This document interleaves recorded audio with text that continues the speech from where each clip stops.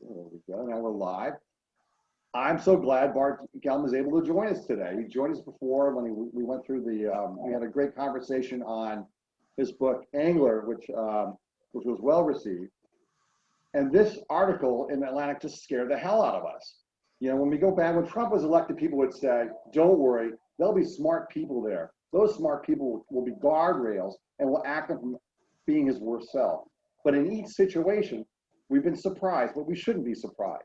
And now that we're going into a very difficult election season, we shouldn't be surprised that he will take every norm of democracy down with him. And it scares the hell out of us. Earlier this year, Senator Gary Hart joined us and talked about his New York Times op-ed, which kind of said, hey, the president has a variety of secret powers that he or she can use at his or her disposal.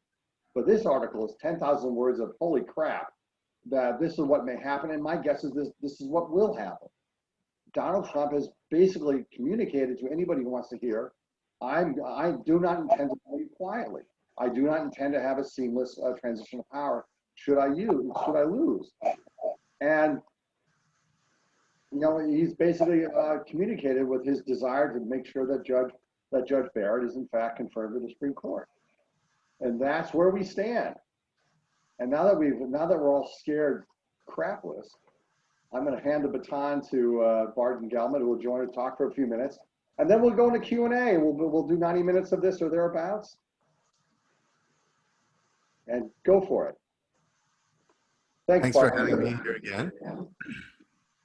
It's a very low-calorie lunch, so I will try to make up for that a little bit. I'm going to talk for just a few minutes because I think the best part is always the conversation. Yeah. And I'll touch on some of the main ideas of my article in The Atlantic. Start with the proposition that Donald Trump will not, under any circumstances, concede defeat in this election. It simply won't happen. This is a moment when I'm doing something that I nearly never have done in my career as a reporter in a very empirical profession. I'm speaking with confidence about the future. The president has stated that the only way he could lose the election is if it's rigged. He didn't say that as a passing comment. It was his prepared text when he was accepting his party's nomination on August 24th. In response to my article, he was asked in a news conference whether he would guarantee a peaceful transfer of power. And his answer was quite interesting. You have to account for the kind of word salad that comes out of his mouth. But I thought the through line was fairly clear here. He immediately started talking about the ballots. If you just get rid of the ballots. No, he didn't mean literally get rid of all ballots, but he meant get rid of the mail ballots. Get rid of the ballots and there'll be a peaceful, and then he stopped his sentence and he said, there won't be a transfer, frankly, there'll be a continuation. So he has sent a very direct message that you should not trust the electoral count, that the only count that counts is one that makes him president. It's an extraordinary, it's a batshit crazy thing for a president to say.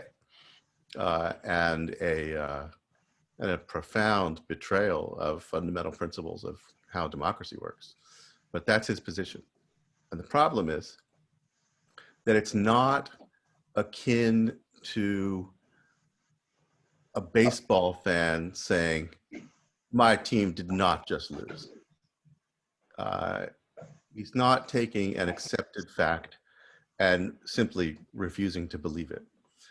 As president, and as a candidate who has no boundaries, he has the capability of interfering with the system's ability to reach a decisive outcome. That is, there is no single umpire in the American electoral system who can keep track of the score, tell you when time has run out, blow the whistle and say, you're the winner, you're the loser, get over it. We don't have that. That's not the way it works. Our election is run in more than 10,000 local jurisdictions. It's totaled up by state authorities, sometimes multiple state authorities. There are procedures which are disconcertingly vague for the appointment of electors in the various states. And then there are these important milestones that you'd be forgiven for not even knowing about in December and January that normally don't signify anything. They're formalities.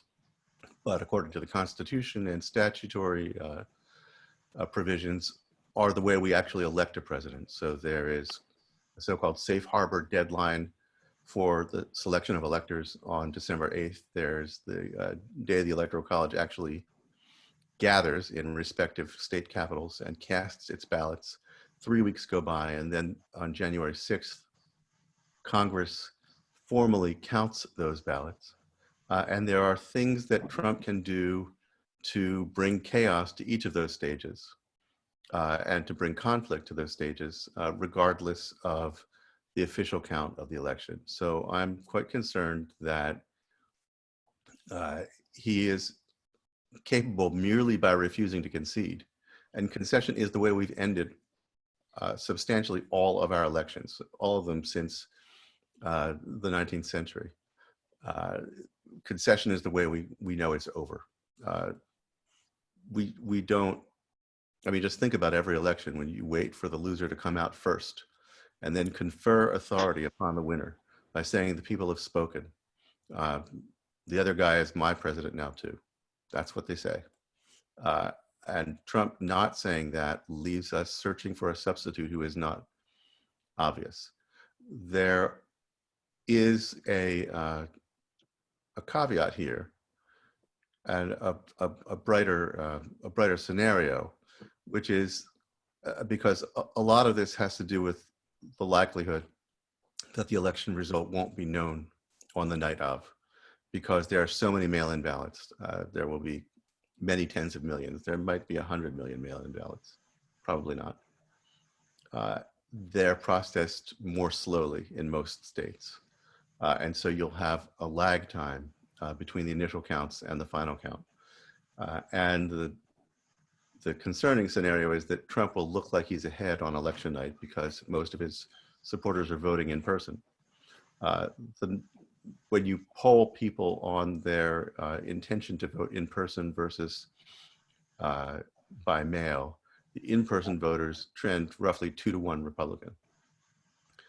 Trump has created that split by his sort of invidious campaign against mail-in ballots as being instruments of fraud. So his supporters are believing that and avoiding mail-in ballots. Democrats are more likely to believe that COVID is a significant risk and are therefore going for the mail-in ballots. So the concern is that it'll look like he's ahead on election night, and then the mail-in ballots will slowly catch up with that. He will say only the election night ballot counts, and we're off to the races. There's a scenario in which that doesn't happen. There are several very important states that count their mail-in ballots quickly. Florida, for example, is allowed to count the ballots as they come in. It doesn't release those results, but it opens the ballots and counts them as they arrive. And so by the time election day comes, they don't have any special burden. Whereas, let's say Pennsylvania, by law, can't even start the process of examining the envelopes and confirming the identities of the voters until polls close on election day. And so it's guaranteed that Pennsylvania's results won't come in that night. But if Biden wins Florida convincingly, and it will be known with some degree of confidence whether he's won by late on election night.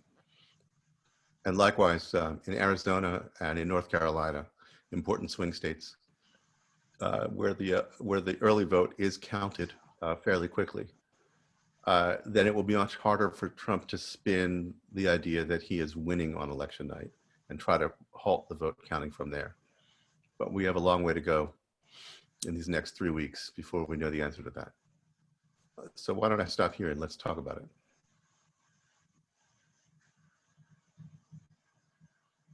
I'll jump in with the first question, and I put you on mute by mistake. I apologize. I mean, in each situation, people have said, like I said when I started the conversation, oh, it won't be that bad. Oh, it won't be as bad as people suggest. But now it's quite clear that things will get pretty ugly pretty quick as we move into the post-election environment. I mean, what do you think is going to happen as we move in? And I see somebody's on. I'm going to mute somebody here. What do you see as the best case scenario and the worst case scenario? As I rambled on with my question. Well, it's so hard to anticipate the worst with Trump. You think you've imagined all the possibilities, and then he comes up with one that no one thought of. So I don't know what the worst is with Trump, but some very bad scenarios would be not only that he makes accusations as sort of a spectator and a commentator that the election has been poisoned by fraud, but that he tries to bring to bear the instruments of the federal government over which he has domain to sort of operationalize the accusation. So you could have the Justice Department launching a big fraud investigation, and it has taken a couple of preliminary steps already to make that more possible as the votes are being counted. If you're investigating fraud, it would be normal to seize evidence. Are they going to seize ballots? Will postal inspectors operating on alleged intelligence that China is trying to forge large numbers of postal ballots, then going to suspend the delivery of mail ballots while these things are investigated? Are federal forces going to go into big city polling areas, which are Democratic strongholds in swing states? So you would see this in Philadelphia or in Detroit, for example, and create an intimidating presence around the polls in order to deter people from voting?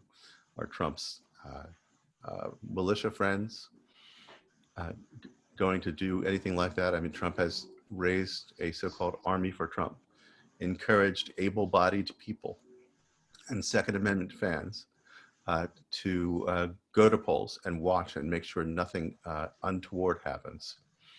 This is the first election in 40 years that will not be supervised, in which the Republican so-called ballot security operations will not be supervised by a federal judge because a consent decree has expired.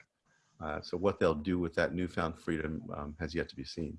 The best case is that it's decisively over on election night, and that whatever inclinations Trump has, he just doesn't have the running room, or that maybe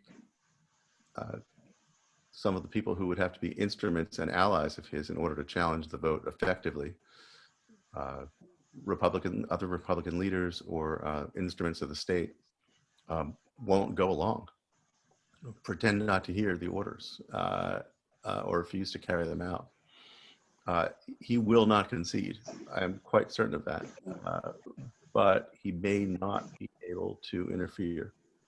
Yeah, it just seems like he's also creating a narrative for, being stabbed in the back, the great post-war narrative as a way of, putting the blame of his loss on somebody else. So we move now to, we have three people, well, the first three people, Michael Werner, Larry Berman, and Martha Whetstone. Michael, you're up. Yeah. So obviously I'm sitting here wondering what can I do to make this scenario less likely. And I'm surrounded by 500 letters that I've written for Vote Forward to voters in swing states, because our feeling is that the best we can do as individual citizens is try to encourage Democratic or independent likely voters to get out and vote, to get the overwhelming mandate against Trump on election day that you talked about. So my question is twofold. Is that a useful strategy for the common citizen? And second, is there anything else that the people on this call ought to be doing to increase the likelihood of a smooth transition? I think it is valuable. Voting itself, getting out the vote, are essential. The larger the margin that Biden has, the more difficult it will be for Trump to pull off significant disruption. It's also true that the higher the percentage of Biden's vote that comes in early, the better, to avoid a scenario in which Trump can claim victory on election night.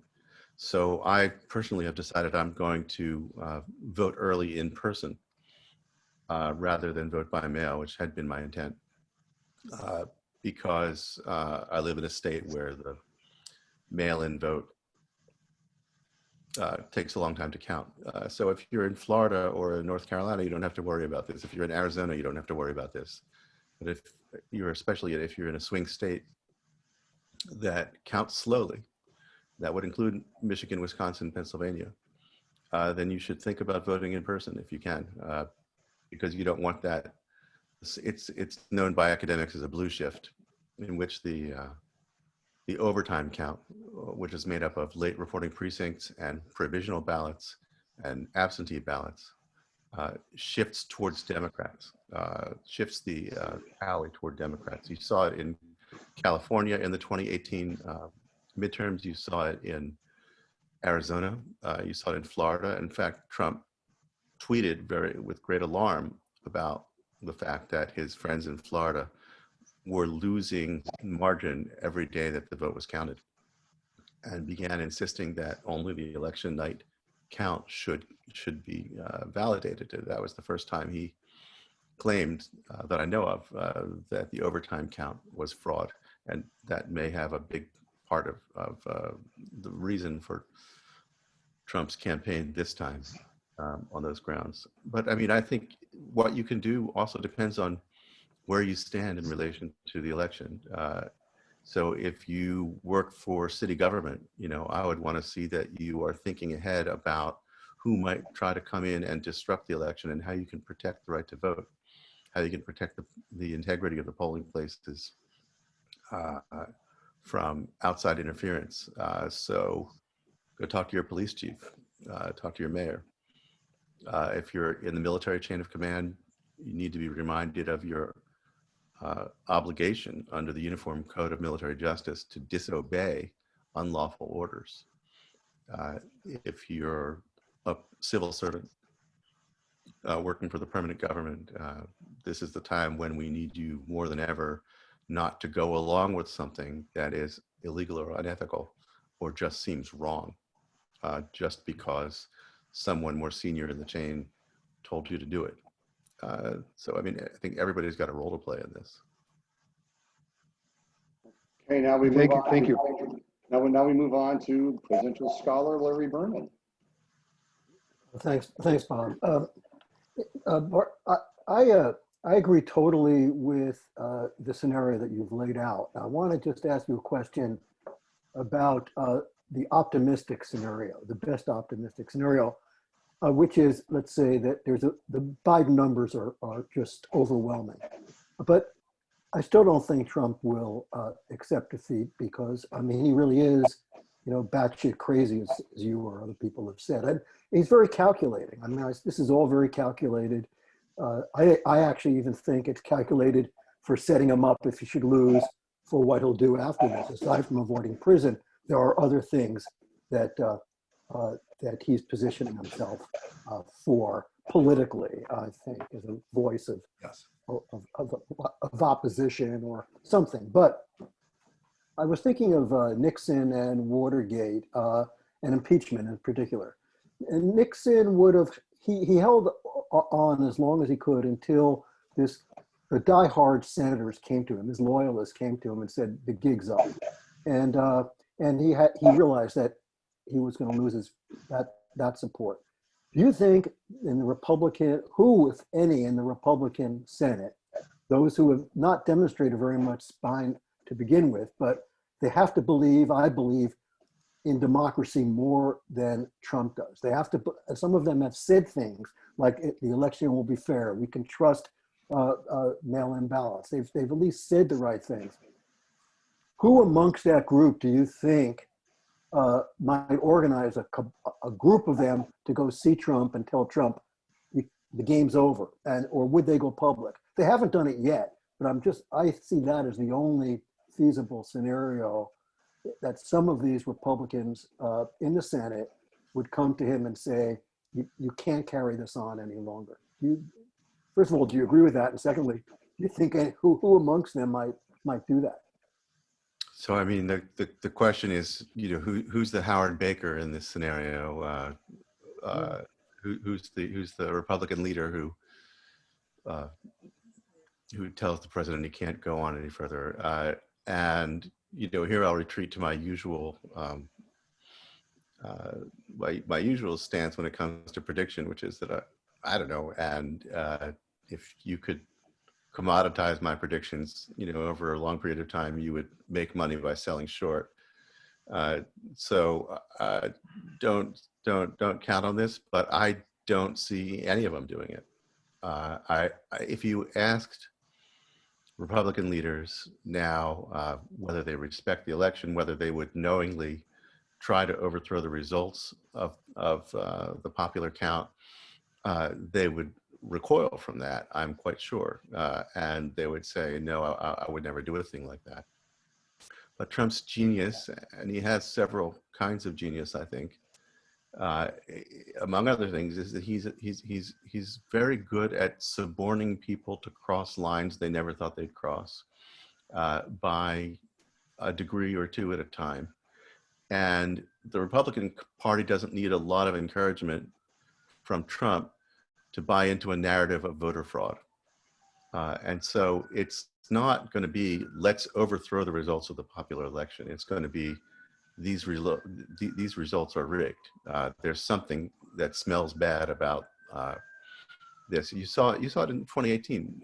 Paul Ryan, who's supposed to be a sensible guy and a principled guy, started talking about the phenomenon, the blue shift that was happening in California. You remember the race at first didn't seem as though there was a big blue wave in that midterm election, but then all the close races in California, and there were many of them over time, over many days, gradually are called for the Democrats because the overtime count shifts that way. And Paul Ryan came out and said, these votes are coming out of nowhere. No one can explain them. He implied that there was something fishy going on. The Republicans will be committed by election night to a narrative of voter fraud. And when Trump says you can't trust these ballots, they'll already be most of the way there. I just don't see them intervening. And we move on to Martha Whetstone, Richard Food, and Judith Inglehart, and Ben Bradley. So Martha, you're up. Hi, I was just wondering what your thoughts were on the scenario that he tries to get the elections to go to the state legislatures. That seems like, boy, you'd really have to have a lot of coordination to make that happen. And maybe I'm just naive about it, but what do you think the likelihood that they're going to make an overt move to put it in the state legislatures? Also don't know that, but I did raise that as a risk in my Atlantic article, and I found that, and I talked to state and national party people who were thinking about it. So for those who don't know, as in fact I did not know until I started reporting for this piece, the Constitution in Article 2 says that states will choose their presidential electors in the manner as the state legislature shall direct. The legislatures have complete authority over how they choose electors. Now we're used to it now for more than 100 years that the voters of the state make a choice, and then according to that vote, the electors for Trump or the electors for Biden will be appointed. Electors are actual human beings who are committed to one or the other candidate. Now, in Florida, in the year 2000, during the Bush v. Gore recount battle, uh, the uh, the Republican state legislature, while the recount was still underway and undecided, unfinished, made a move to take back the power to appoint electors from the voters of Florida and to simply appoint Bush electors to send them to the Electoral College. The House of Representatives in Florida voted to appoint them. The Senate committee reported out the same vote and was going to vote on the same day, the day that Gore conceded the election and thereby ended the count. And by the way, it was Gore's concession, not the Supreme Court, that ended that race. On the day that Gore conceded, which rendered moot the legislative move, the state Senate was going to appoint electors and join the House. So it can be done. It would be legally controversial, and politically it feels almost like a coup to say we don't care what the voters did, we're appointing electors that suit us. But again, it would be done in the context of an accusation of fraud, where you could say we can't actually tell. No one will ever know what the electorate actually voted for because the election has been rigged, and therefore we, the legislature, are appointing. I know that they've had that conversation in Pennsylvania, and it doesn't require central management by the Trump campaign to do it. Republicans who get excited by the accusations of fraud and despairing of the right side winning could do it on their own initiative, as they did in Florida. It wasn't the Bush campaign that caused those electors almost to be appointed by the Florida legislature. It was the legislature itself that did it.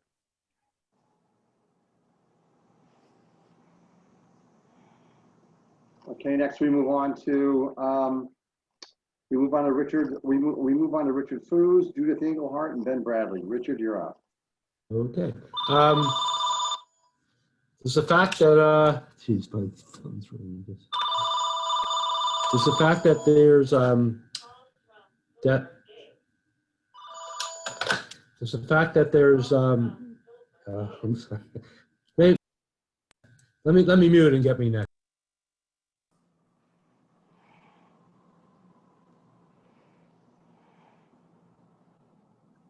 Okay, I can go. My phone was ringing. So. Okay.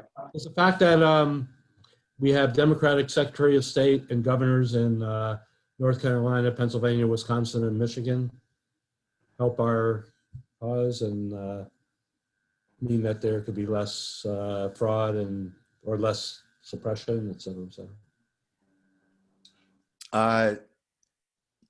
They don't have enormous ability in real time to prevent suppression.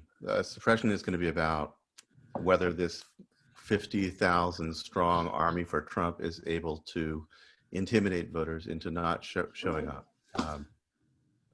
They do oversee the count, which is important and valuable. And if we go down the road in which Trump is trying, or legislatures on their own initiative are appointing Trump electors, regardless of the outcome of the vote, then a Democratic governor or a Democratic Secretary of State could send a competing slate of electors to the Electoral College. So now there would be two, let's say in Pennsylvania, two groups of 20 people, each of whom claims to have the right to cast the presidential ballots, one certified by the governor based on the popular count, one certified by the legislature acting on its Article 2 responsibility. And then it falls to Congress to decide which electors, if any, to recognize as being valid. Now, it could also fall into the courts, but Congress has explicitly made itself the judge of which electors' votes shall count.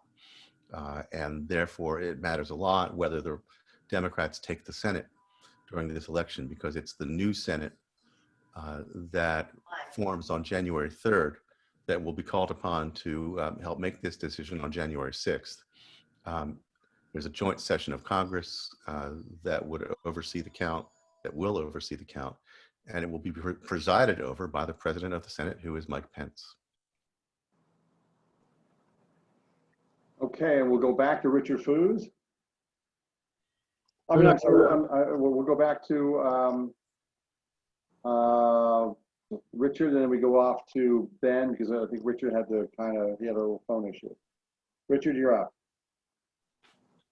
Oh, no, I asked my question. Okay, then we go to Ben Bradley. Hey, I'm good, Bob. I'm just jumped on here, so I don't want to. Oh no, I'm sorry, wrong Bradley. Ben Bradley. You're Bradley Oh, Mark. sorry. You're up, Ben. Hi, Bart. Fascinating piece in the Atlantic. I must say, I'm a little more optimistic that the institutions will hold. First of all, somebody asked earlier about had any senators come forward, any Republican senators. McConnell himself did flatly say there'll be a peaceful transfer of power, which I thought took a little of the wind out of Trump's sails. And I don't see any conceivable way that he would refuse to leave office and actually hold on. I think the institutions, particularly the Joint Chiefs, would see to it that he would be escorted out, I think, without much doubt. I gather from your piece that you thought there was more opportunity for chicanery in the interregnum, with him subtly appealing to the state legislatures to intervene somehow. Is that right? That's one scenario. Here's the thing. If you tell me if Trump loses and refuses to leave, that Joint Chiefs or the Secret Service or whoever it is will escort him out of the White House, I believe you. I agree with you. And what McConnell is saying is that there will be a transfer of power from the loser to the winner. The question is whether Trump can prevent the emergence of a consensus about whether there is a loser or a winner. It's not that he says, I simply refuse to believe that I lost when the umpire says I lost. It's that there is no umpire, that there's no one empowered to tell him, yo, buddy, off the field, the game's over, you lost. We don't have a master election authority like that. And he could do a number of things that prevent a decisive outcome, which is what concerns me.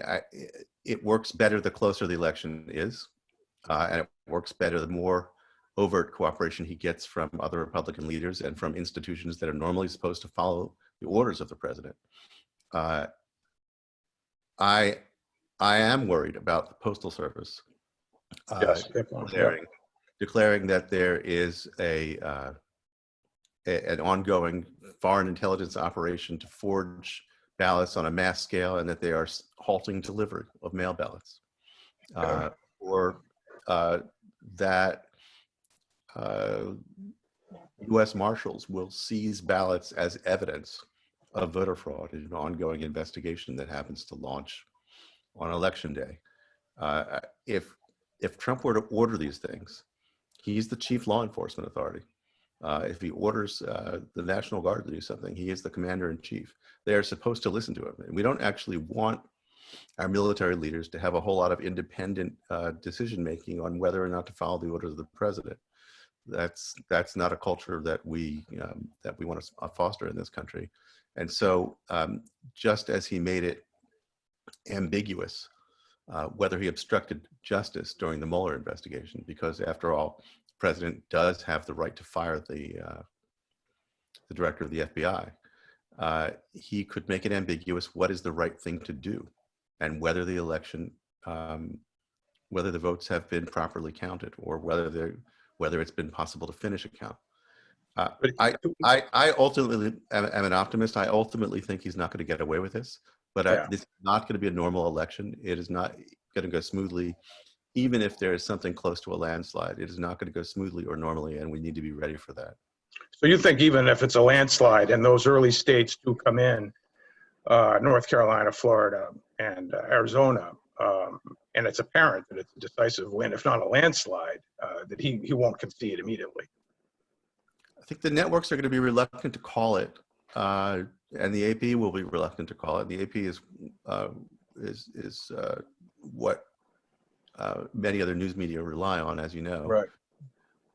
for the definitive count. They're going to be reluctant to call an election when there are so many mail ballots left to be counted. It screws with the normal statistical models Right. Right. for projections when you have a massively different ballot structure this year than in previous years. Now, the assumption is going to be that the mail ballot will shift towards Biden. And there is some evidence for that, but it's hard to get good evidence for it on election night. I think that nobody's going to say it's over. And as long as it's not a consensus that it's over, Trump will be saying this so-called lead by Biden in Florida is obviously fabricated and rigged, and we're investigating this and that, and he starts down that road. And of course, he heads into court in potentially multiple states. We haven't ever had a candidate who said that's not the count. That count is not accurate. Now, there have been fights over recounts. There have been fights over individual ballots and butterfly ballots and hanging chads and all that. And by the way, postmarks may be the hanging chads of this election if there is litigation over the count, because the post office doesn't always put in postmarks, or sometimes, as you know, they're blurry and hard to read. The ballots have to be postmarked by a certain date in many states in order to count. Wow. We'll move on to Lindsay Gardner, William Vick, and Tim Farley. Lindsay, you're up. Hi, Bart. Happy early birthday. You look really good for about to turn 60. I want to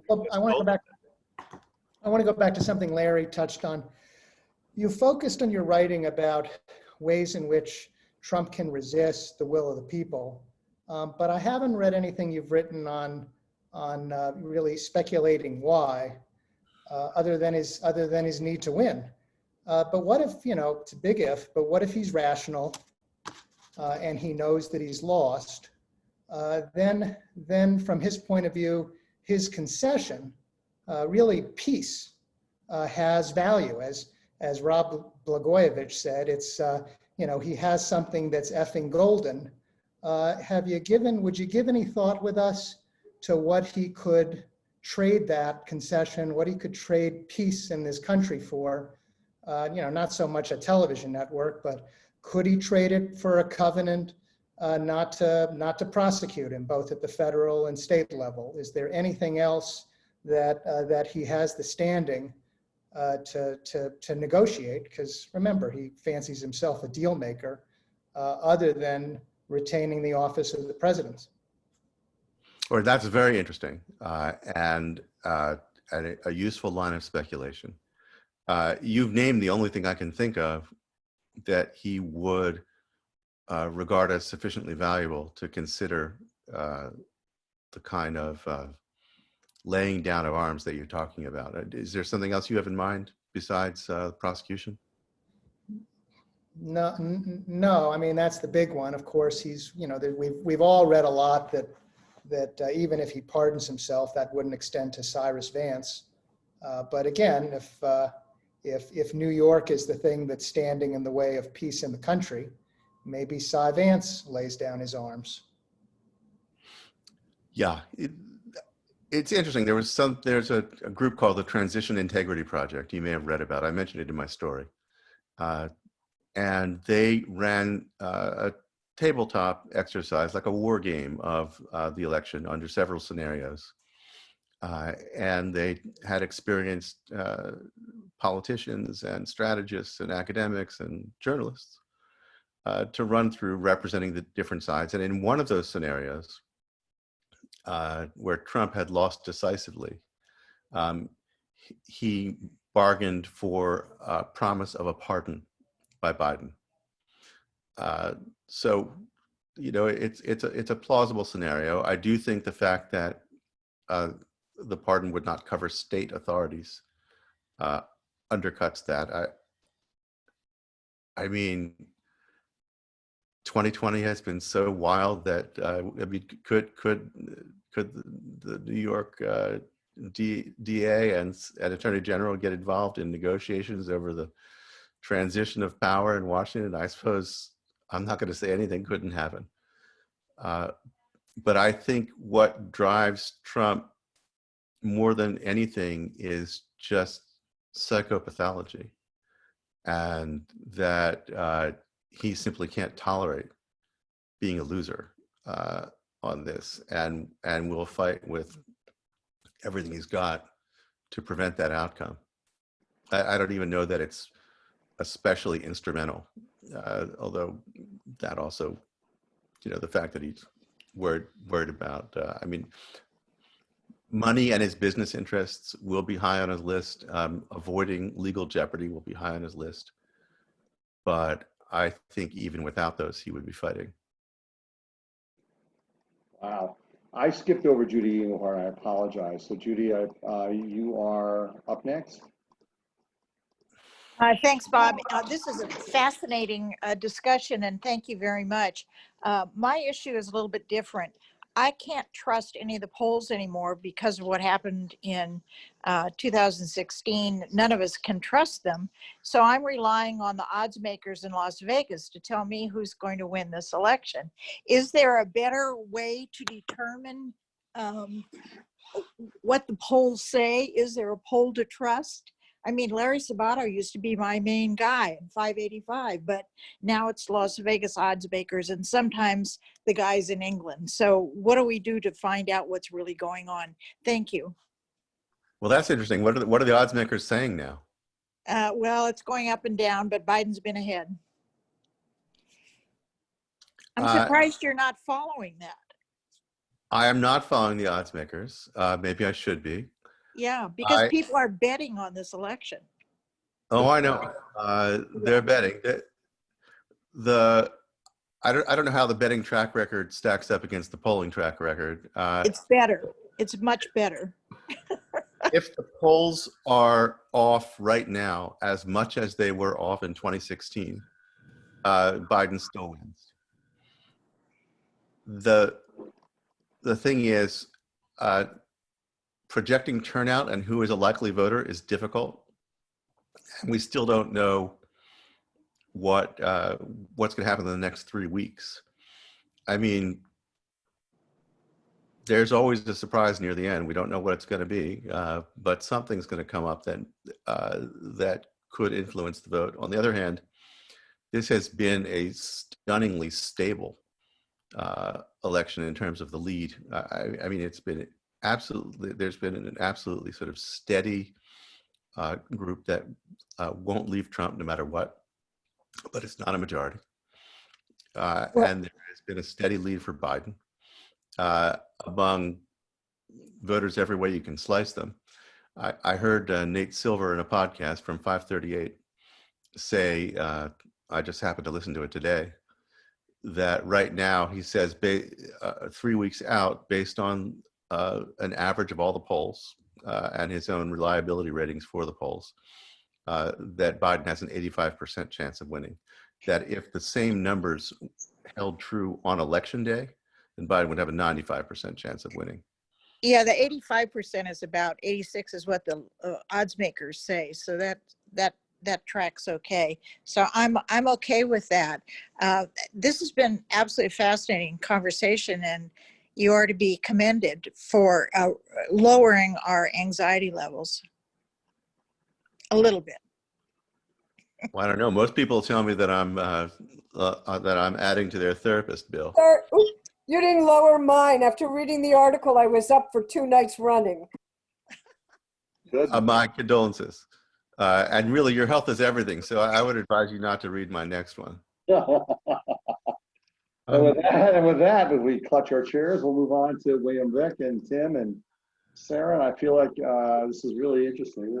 I mean, the betting piece is one I haven't heard. I almost want to say that I want to place it on Lucky Dan, but that's too much of a obscure film quote. But let's go with William. You're up. Hey, Bob, thank you so much. And kudos to you for putting the Luncheon Society together. And Bart and I have just been over whelmed by the information you provided here. And like I think someone just said a few minutes ago, maybe it gives me a little bit more pause about my rest and what's going to happen in the future. Like I think someone else said earlier, you know, Trump took an oath to support the Constitution. So did all the members of Congress. So does the Supreme Court. So does all the military. So a friend of mine is a retired colonel and Marine said, when the election is over, the Marine will say, "Sir, it's time for you to leave, and it's time to go," and they'll escort him out. My question is this: I can't understand why we're in a situation in which the election seems to have a life beyond an end date. Is there nothing in the Constitution or nothing for the state legislatures or someone else to say it's over as of this time, this date? It seems like that, you know, when I first started voting, like it seemed like a long time ago, by November the 3rd or 4th or whenever, by the next day, it was over. But now it seems like, well, we've got to wait for this, and this state will allow votes to come in this way. It looks like that somehow, and definitely somehow, we've lost complete control of how to say, if you don't vote by this date, your vote doesn't count. Why can that not be done? And is it within the state legislatures to do that? Barton, I throw it back to you. It does vary a lot by state. Some states, quite a few, I think, actually require that mail-in ballots be received by election day, or they won't count. And so all the votes have come in by then.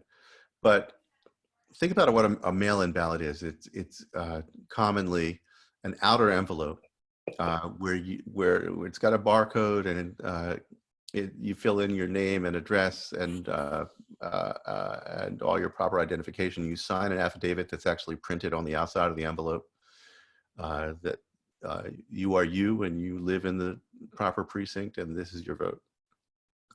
Inside that envelope, which has to be torn open, is an inner envelope, the privacy envelope or the security envelope. And inside that is your actual ballot. And somebody sitting on a metal folding chair at a Formica table is sitting there one by one examining the outer envelopes, checking them against registers, making sure that they are registered to vote, or else putting them in a provisional count pile, checking the signature against records, and otherwise processing the outer ballot, then opening up the internet, slicing it open, pulling out the ballot, unfolding it, putting it in a pile to be counted. It just takes longer than a normal ballot. It's more labor intensive. And we could have on the order of 70 million mail-in ballots this year, which is a factor of several times greater than we've ever had before. So it's going to be slow. And some states, if the ballot is postmarked by election day, it doesn't have to be received by election day. So it could be coming in for several days thereafter. And we don't know how many are going to come in. So it's going to be hard to call the election for that reason. And many states have foolish rules that say you can't start that processing at that Formica table until polls close on election day. So that's the situation in Pennsylvania. They could be piling up for weeks. They're piling up right now in county, in county, I guess they're county level election administrators' offices, and they have to just leave them sitting in boxes. They're not allowed to start processing the envelopes until the end of election day. Well, that's just guaranteed to slow things down and muck things up. And it's also the case that poll watchers from each party are allowed to watch this process of examining, validating, and opening the mail-in ballots, and are allowed to object. And so Republicans can stop each one and say that postmark can't be read. The vote has to be discarded. That signature doesn't match, according to me, not a signature expert. That signature doesn't match the vote's invalid. That person only used initials, not a signature. That person printed a name instead of signing it. That person put their birth date instead of the date of the signature. That vote shouldn't count. And they can question them one by one. And the Republicans have a plan to do that if it will make a difference in any given state, because every time they stop a mail ballot, they stop what is more likely than not a Democratic vote. Barton, it seems like there's a possibility here that we could really lower the temperature for everyone and the anxiety by, having all the networks not be doing state by state with this just in. We think so and so. We project Trump wins, we project Biden wins, and so forth. Eliminate that and say, and because we got a potentially 70 million voting, mail-in ballots this year, which must be physically processed.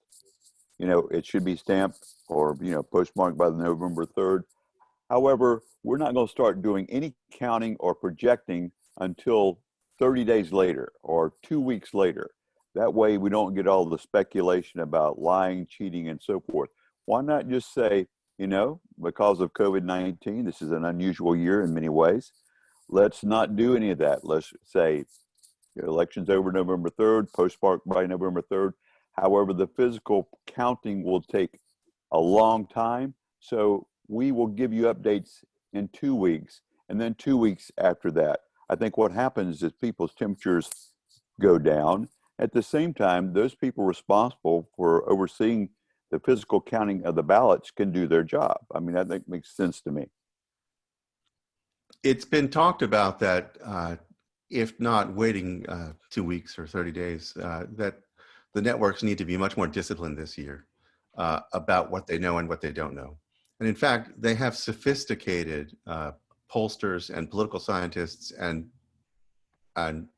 really first-rate, world-class experts on election law and on precinct by precinct what it means if so-and-so is ahead in this county, which has always gone this way, but is now going that way, and it's highly indicative. I think they're going to be very conservative about calling it on election night. I think you're going to hear the network anchors telling people to reduce their expectations, and that we should expect that we may very well not know the result tonight, and there's nothing unusual about that, or there's nothing fishy about that the count is going to change.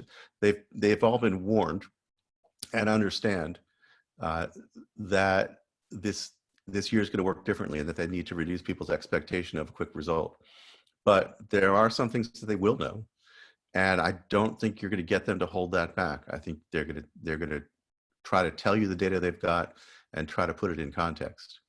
And I know they're thinking seriously about that. Okay, so we'll move on now to Tim Farley, Sarah Pillsbury, Julie Talent. Tim, you're up. Hey, thank you, Bob. And Mr. Gellman, thank you so much for coming. Us 1960 babies, we need to stick together, that's for sure. Just an observation on polling. I know that the pollsters after 2016 were very, very cautious, and many say that the polling was actually accurate. The undecideds broke for Trump, blah, blah, blah. Just a thought on the polling where they're polling likely voters versus registered voters. And, I believe that we're seeing, based on the chatter of my son's peer group and everything else, you're going to see a huge surge of voters that are new voters that have never been voted before, that don't have a cell phone, or they have cell phones, but they don't have landlines and aren't being polled. And an example was in 2017 when Northrop was about 4 points ahead in Virginia, and on election day he won by 8 points. This huge surge showed up. Can you talk to the fact that, or the possibility that we're just going to see an avalanche of new voters that just aren't being picked up by the very conservative type modeling of using just likely voters? The pollsters are very much aware of the issue you're raising here. And I'm not an expert, but I'm paying close attention to the literature on this. And I'm reading all the wonky stories about how the polls are working.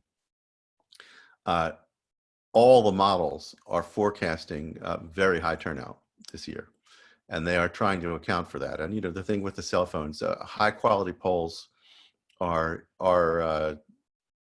making calls that reach cell phones as well as landlines. Uh, and they are assuming a significantly larger electorate.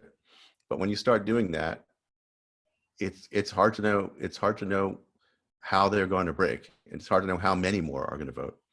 I wouldn't like to be a pollster right now. I think it's a tough job, and I think there are uncertainties that could mess with the count right now. But I tend to think the polling is pretty good right now, and I tend to think that that the national poll is comfortably ahead for Biden and is real.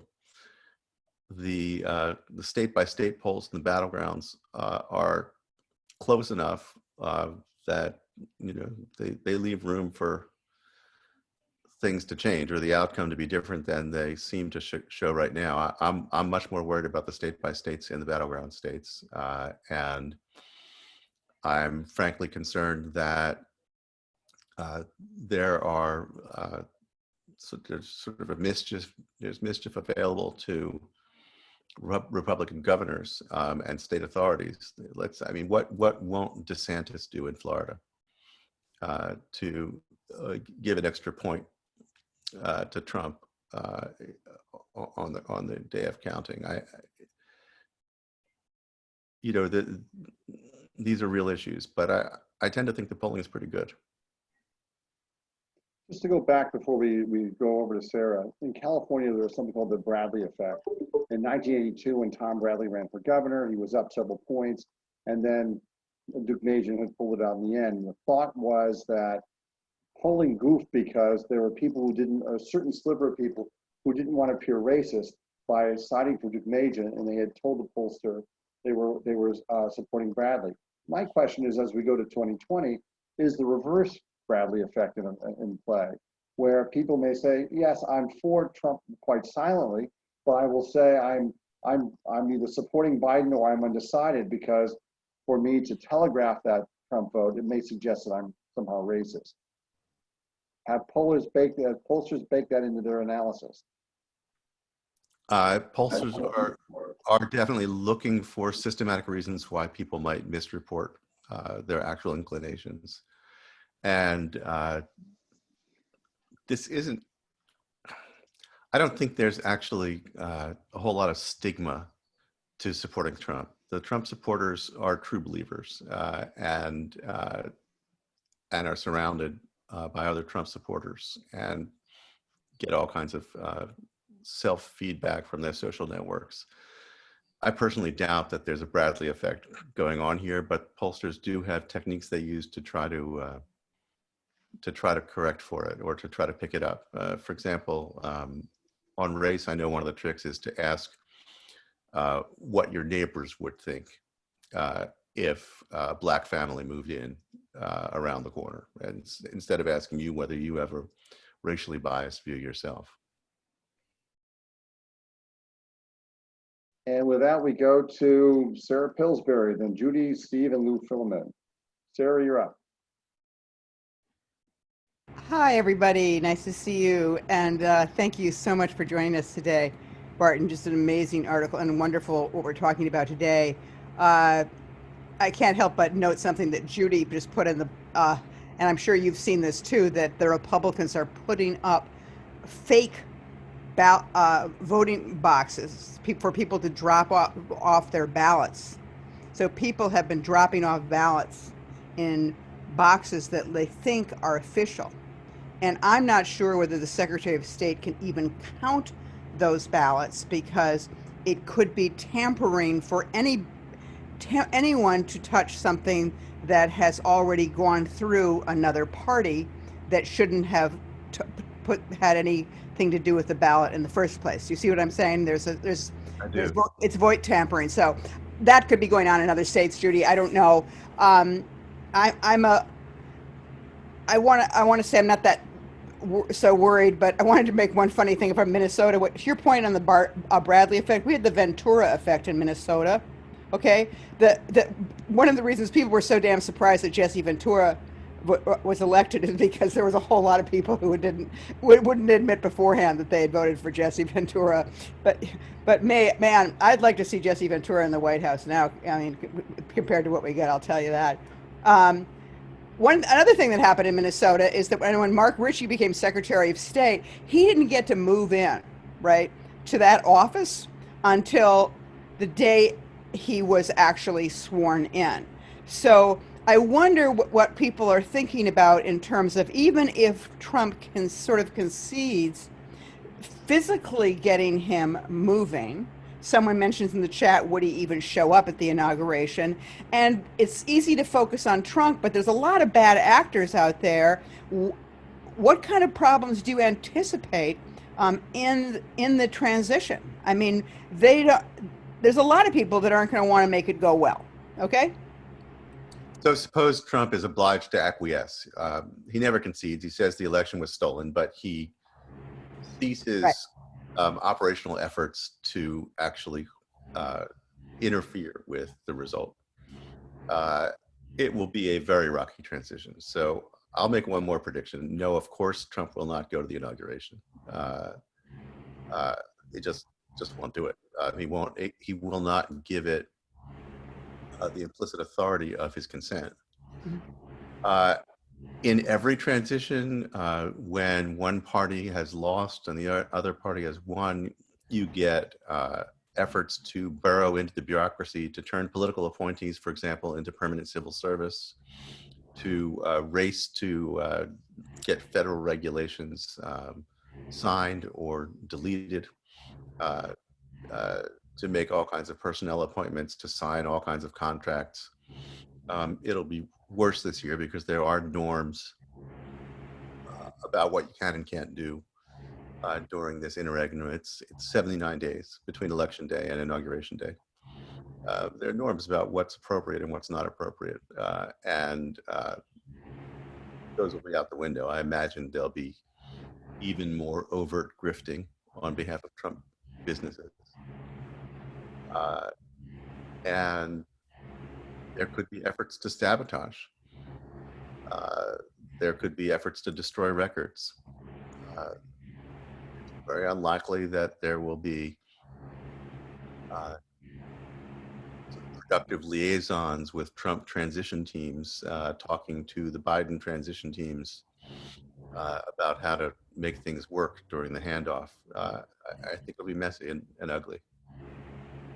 Do you think that Biden is sort of prepared for that? For example, it takes a long time to pull ambassadors back. I mean, that often is that's a long transition. Do you think that they are thinking ahead and are ready to snap everything they can, every person they can pull out and replace? They're going to be ready to do that?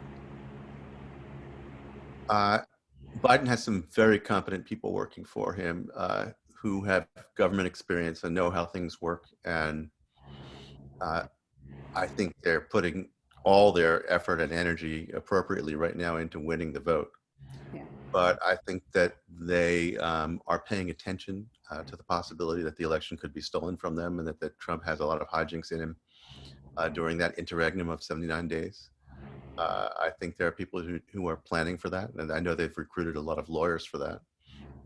And as far as the transition part, yeah, I mean, on inauguration day at 12:01 p.m., somebody's going to make a call to the government printing office and say, stop the presses, literally, because until a regulation is published in the federal record, it's not final. And so they will say, stop publishing everything right now. And they'll have a long list of things that you do to begin to undo the damage that's been done by the previous administration. Thanks. Okay, we move on to Judy Palnick and Steve Schlesinger. Judy, you're up. As I said, I've obsessed about your article, every other article, every day. I mean, I have been texting states, you know, I start at like 6 in the morning. I text to, and I'm moving into the cure vote because, you know, we want to cure all those people votes.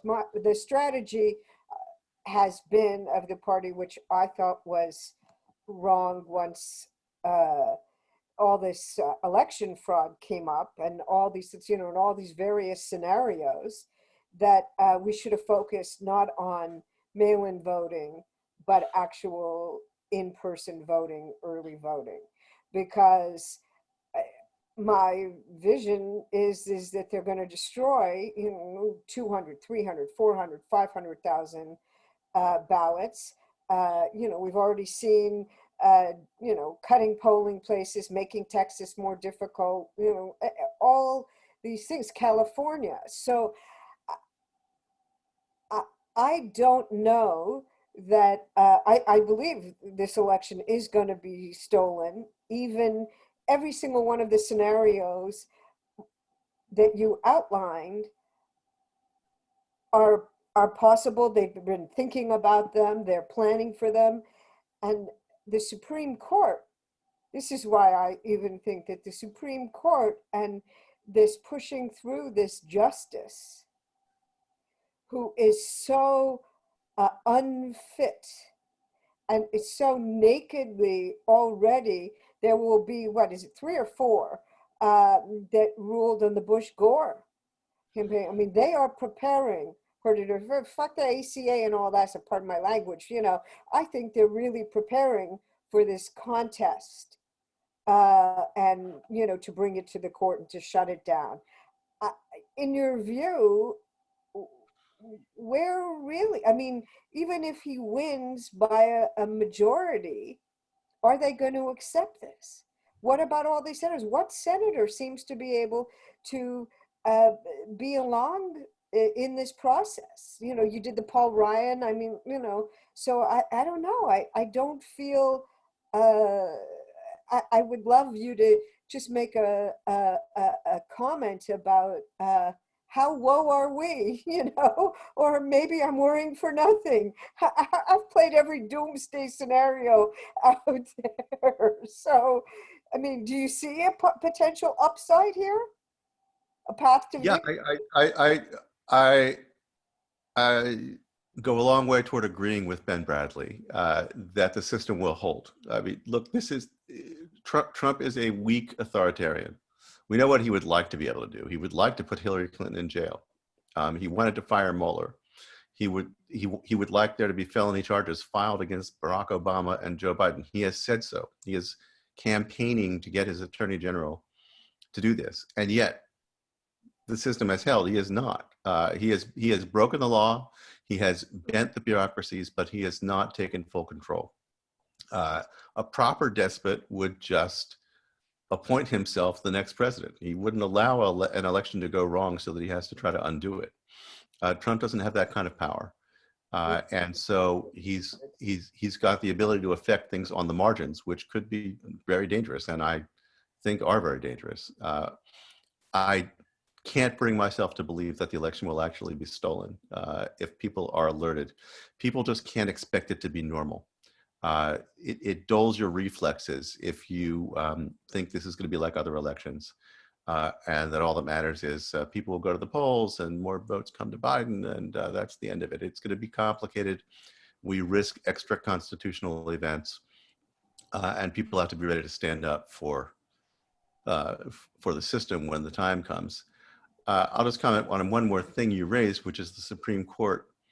And I may be very naive here. I'm not naive about the political split on the court and the politicization of the court and the fact that there is a conservative wing and a liberal wing, and the conservatives are growing. I do not believe that they are going to hand an election that Biden won to Trump. In fact, I don't think even the Trump appointees on that court much admire Trump himself or Trumpism. I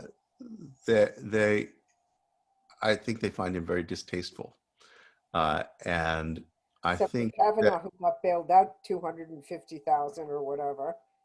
I doubt he finds it also distasteful. he knows who brung him to the dance. They all do. I get that, but I think it would be at a time when the legitimacy of the court is more and more at risk because it's more and more considered just another political player. And why do these 9 justices get to make enormous decisions on behalf of this democracy of ours, if they're just a bunch of partisans. I think Roberts would absolutely love to reject a Trump lawsuit against the election. I hope you're right. I Some of the just stuff I that think these if you look Trumpers at tweet back to me are just, oh my God, like texting when I'm just trying to get out their vote. The stuff that they say is like, yeah. I mean, they're not afraid to admit that they're Trumpers. The stuff that they say, I mean, calling them the pedophile stuff and the race, you know, I mean, these people are friggin' scary.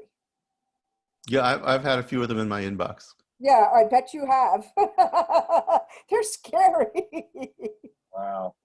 Well, let's do this. Let's move on to the next question. Before we do, I do want to ask something about a subject you touched on earlier, surrounding the level of violence we may see in this electoral cycle. The difference between past elections is there seems to be, one can argue that yesterday's brown shirts are today's red hats to a certain extent. And maybe I'm painting with a broad brush here, but certainly the militia movement, which had gone quiet in the 90s, has resurged in a big way. The white supremacists feel they have a friend in the White House. The what you call neo-Klan feels they've got a friend in the White House and they've endorsed. These guys will not go quiet into the night. And my question is, what do you think we will, and let's not forget that we now have a FBI arrest of 13 people for wanting to kidnap the governor of Michigan. And now there's talk about a equal conversation about kidnapping the governor of Virginia. What may we have in terms of fringe violence going into the fall season that we haven't seen in the past? And do you think this is just sandbox behavior on behalf of a bunch of militia wannabes, or is this something very, very serious? So there are a lot of keyboard warriors among these militias. There are a lot of people who talk big game and don't actually do much. But there is a hardcore, and it's, you know, dozens here and dozens there and hundreds, you know, in another place. It's a very small number ultimately, who are not only armed and talking big, but actually take it seriously and mean to do something about it. But that's enough to create quite a bit of disruption. And you know, they talk a kind of talk about if you actually literally believe that an election is being stolen by radicals or by sympathizers with, or by China, and you're of a certain personal disposition, you're going to say that's worth fighting for. And some of these people are quite sincere in their misguided beliefs. So, I mean, I do worry about the potential for violence, but it's ultimately it's small scale stuff. That's comforting, perhaps. I think we lost Steve Schlesinger. He's dropped off the call. So Lou Frillman, Sandra Barkin, and Gina Thornburg. So Lou, you're up. That's going to have to be about it for me, because I'm going to have to leave around 4:30 my time. We're watching the clock. Don't worry, that should keep it. I remember reading a quote of Donald Trump's where he said, you know, I just whine and I whine and I whine and I whine and I whine and I whine until I win. I think we're in a knife fight, and I think many of us would rather not be. That's where I think it's at. Really appreciate your being with us today. Could you give us, if you were the commander-in-chief of the campaign of all the blue forces, without hindsight, what are the 3 things you would do right now to better prepare our apparatus to deal with the multiple threats? You know, it's like we're playing 3-dimensional chess. What are the 3 things you would do based on everything you've learned? Thank you. So that's a fair question, and I'm going to duck it because I don't really feel like that's my place to do. But I will say that it's interesting to me that the Biden campaign is not talking more about what to do about a stolen election. And I think the calculation is that the more people fear a stolen election, the more attention you give to the prospects in that direction, the more voters get discouraged and decide not to bother because my vote won't be counted. And the system is rigged in the other direction, that if Trump's going to do all this, then why bother voting? And so I think that their focus is 100% on getting out the vote, getting people to vote, making sure they're registered, making sure they don't make mistakes in their mail ballots. And so that comes first, second, and third for them. And I understand that. I'm not going to second guess them on it. I just hope that they're making more preparations behind the scenes for the shit hitting the fan on election day. And let's see, next we would have Sandra, and you may be getting the last piece of the pie here. So oh dear. Let me speak fast so we can give somebody else a chance to. A little bit of a follow-up. I have two questions, actually. I'll make them short. One is a follow-up to the one that was just asked, and it would be when you started your article, you said, okay, 9/11, we knew it was going to happen, but didn't know when, didn't have the date. All right, you have scared the bejesus out of all of us. We read your article, we know it's happening. Who has contacted you in a leadership position who said, okay, now you've told us it's coming, and can we talk about how we prevent this? So that's question one. And the second question is, we now have we've started voting. We have long lines showing up on television of people in Texas and Florida and what have you, Georgia. Does this in any way change any of your scenario? If so, how? So the long lines are a manifestation of the fact that you have highly, highly motivated voters, that there is going to be a surge in turnout this year. The Democrats do believe that they're in a knife fight, as was just said here, and that there's no more Mr. Nice Guy. There's no more standing back. There's no more wishing for a perfect candidate who would have been my choice in the primaries. There is an absolute imperative to get rid of Trump. And we're going to turn out for it. And I think you're seeing that. I'm not at liberty to say who's been in contact with me after the article, but I have reason to think that the Biden folks are taking it seriously. Okay. And let's see, we've got 3 minutes. Is there anybody else? Let's see, I'm looking, Rusty, you're on the call. Do you have a question, quick question to ask before we trundle off?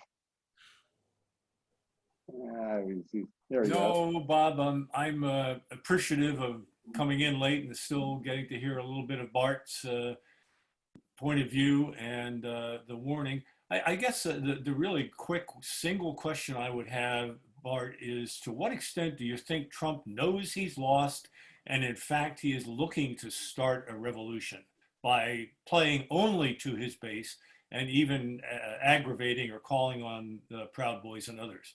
Do you think that there's any such scenario that he's literally given up and he doesn't seem to be trying to gather extra votes, convince anybody to vote for him? It seems like he's just playing to the extreme position. One scenario is he wants to create a physical rumble. Do you think that's a possibility? I think he's not averse to violence if it helps bring about the result he wants. I don't think he plans on winning by sort of violently taking over the government or the polling places. Let me give you a slightly different scenario. Yeah.